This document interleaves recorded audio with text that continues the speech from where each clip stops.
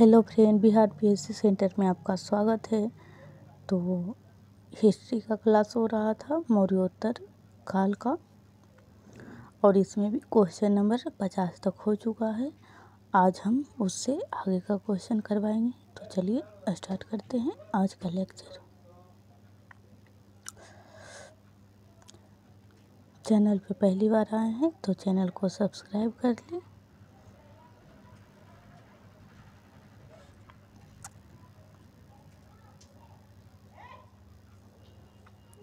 Question number 50। ततार यानी मुक्ति की उपाधि किस वंश के शासकों ने धारण किया? तो शक शासक ने ततार का उपाधि धारण किया। चलते हैं नेक्स्ट पे। Question number 51। प्राचीन काल के भारत पर आक्रमण के संबंध में कौन सा सही कालानुक्रम है? यानी कि प्राचीन काल में भारत पर आक्रमण करने वाले के पहले कौन किया, उसके बाद कौन किया? तो इसका राइट आंसर ए हो जाएगा। पहले यूनानी, फिर शक, फिर कुषाण।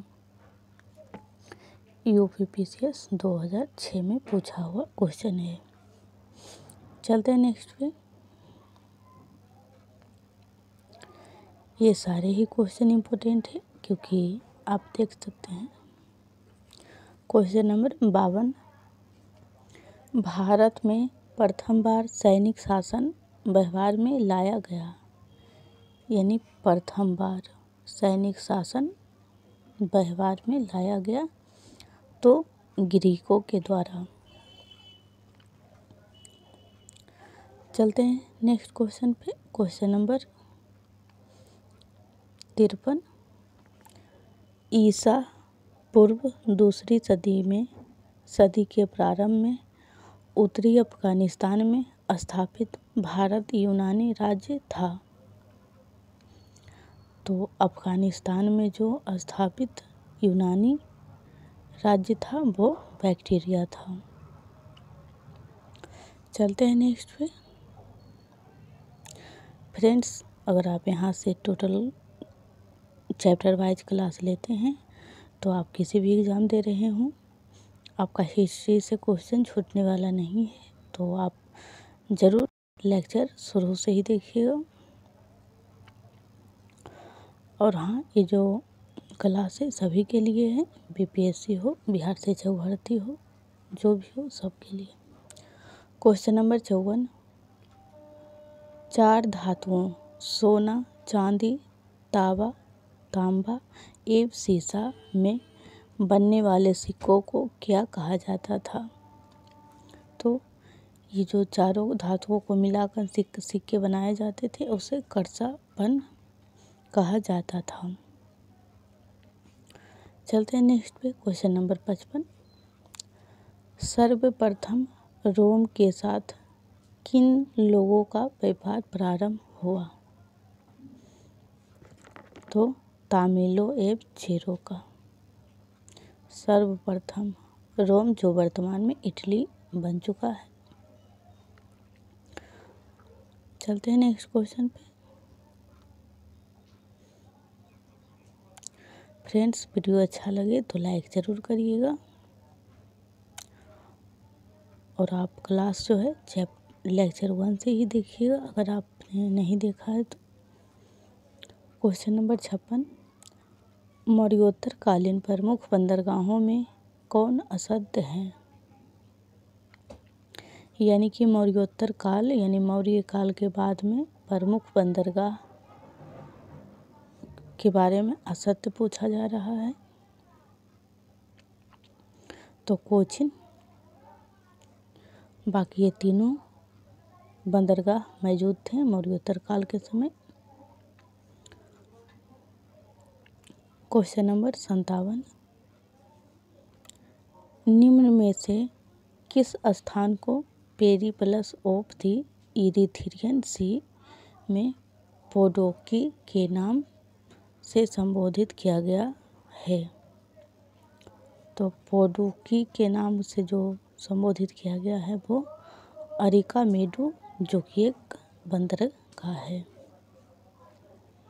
और ये बुक का नाम है फेरी प्लस ऑफ इरिथ्रियन सी, और इसी बुक में इस पोटोके के नाम का संबोधित किया हुआ है, और ये जो संबंध है वो एक बंदरगाह है।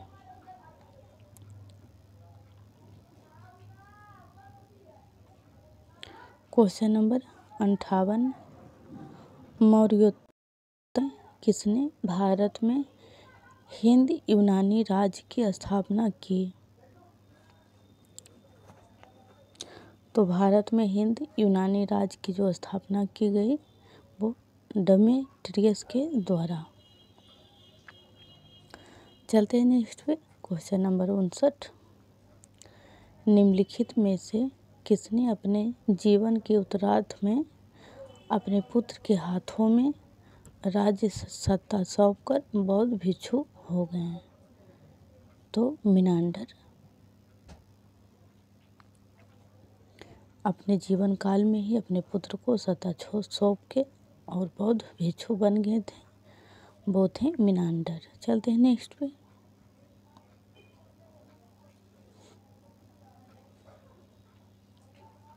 क्वेश्चन नंबर 60, कुषाणों का संबंध था।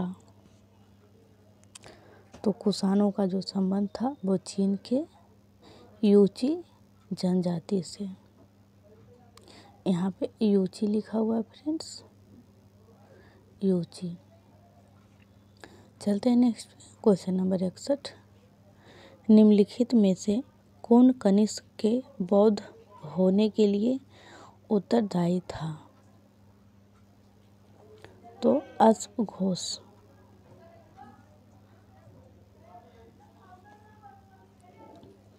चलते हैं नेक्स्ट।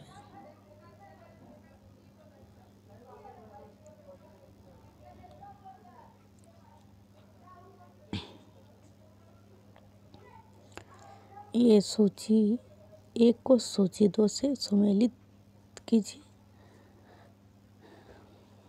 तो चलिए, इंडो ग्रीक। तो इंडो ग्रीक जो हो जाएगा वो हिंद यवन हो जाएंगे, और शक जो हैं वो सिथियन हो जाएंगे, और पार्थव जो हो जाएंगे वो पल्लव हो जाएंगे।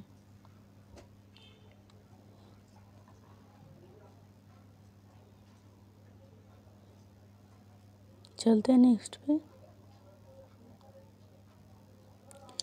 ये भी सुमेलित करने वाला ही है। इधर राज्य है और इधर राजधानियां हैं।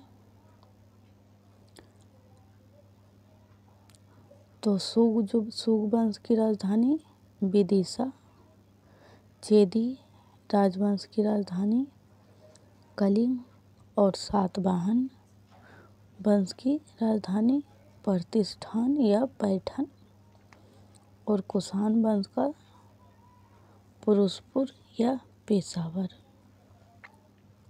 एक बार और देख लीजिए, सुग का विदिशा, चेदी का कलिंग, सातवाहन का प्रतिष्ठान या पैठन, और कुषाण का पुरुषपुर या पेशावर। चलते हैं नेक्स्ट पे।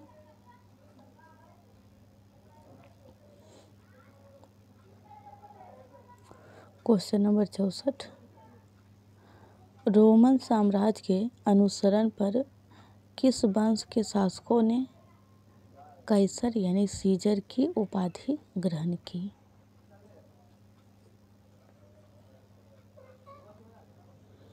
तो इसका राइट आंसर हो जाएगा सी, कुषाण। और किसके अनुसरण किया, मतलब तो रोमन साम्राज्य के अनुसरण पर। चलते हैं नेक्स्ट पे। क्वेश्चन नंबर 65, निम्नलिखित में से किसका निर्माण सुग काल में हुआ? तो सभी हो जाएंगे, भरहुत का स्तूप, सांची स्तूप की वेदिका यानी रेलिंग, और तोप, एक मिनट, तोरण द्वार हो जाएगा फ्रेंड्स, तोरण द्वार, और भांजा स्तूप। ये जो तीनों स्तूप हैं वो सुग के काल में बनाया गया। चलते हैं नेक्स्ट पे।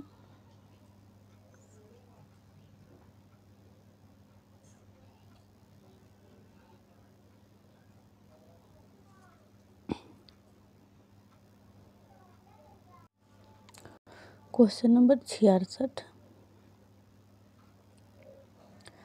सातवाहन नरेश हाल के समकालीन गुणाढ़ ने किस प्राकृत ग्रंथ की रचना की? तो बृहत कथा। सातवाहन शासक यानी नरेश हॉल नाम है हॉल, और इसी के समकालीन गुणाढ़ किस प्राकृत ग्रंथ की रचना की? तो बृहत कथा। चलते हैं नेक्स्ट पे। Question number 67।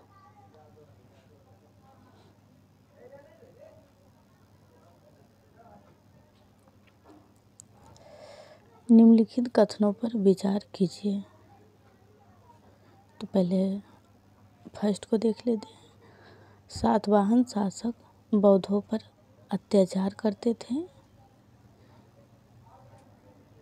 तो करते थे। इसमें क्या पूछा जा रहा है? कथन सही है। तो हाँ, क्योंकि सातवाहन वंश एक ब्राह्मणवादी धर्म थे। चलते हैं दूसरे पे। पुष्यमित्र सुग बौद्धों को संरक्षण देते थे, तो हाँ ये भी गलत है, मतलब ऐसा नहीं करते थे। और 3 को देख लेते हैं। बोध गया में शशांक ने बोधि वृक्ष को काट दिया था, तो हाँ इन्होंने काट दिया था। तो इसका राइट आंसर केवल 3 सही हो जाएगा।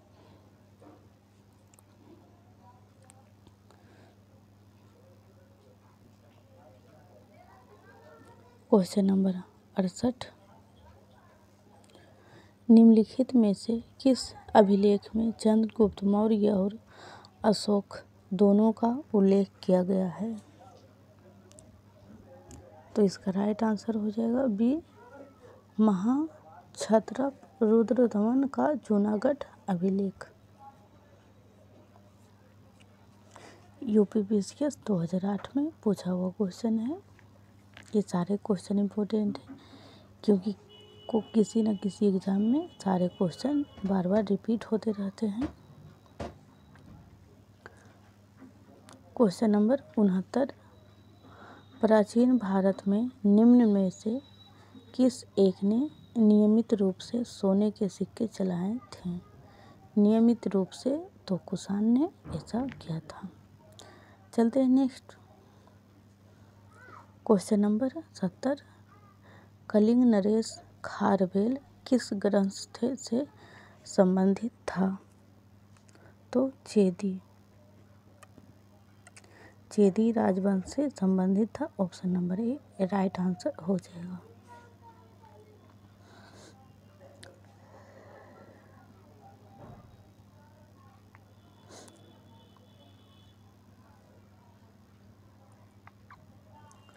Question number 71। फ्रेंड्स, इससे पहले आपको मैं कुछ बता देना चाहती हूँ। इसी तरह से चैप्टर वाइज पॉलिटी और इकोनॉमी का क्लास हो रहा है, तो आप उसे ज़रूर देखिएगा। और अगर आप बीपीएससी और बिहार शिक्षक भर्ती के स्टूडेंट हैं तो बिहार स्पेशल कंप्लीट हो चुका है, तो आप उसे ज़रूर देखिएगा। Question number 71। प्राचीन भारत में देश की अर्थव्यवस्था में अत्यंत महत्वपूर्ण भूमिका निभाने वाली श्रेणी संगठन के संदर्भ में निम्नलिखित में से कौन सा कथन या कौन से कथन सही हैं? तो पहले फर्स्ट को देख लेते हैं। प्रत्येक श्रेणी राज्य की एक केंद्रीय प्राधिकरण के साथ पंजीकृत होती थी और प्रशासनिक स्तर पर राजा उनका प्रमुख होता था।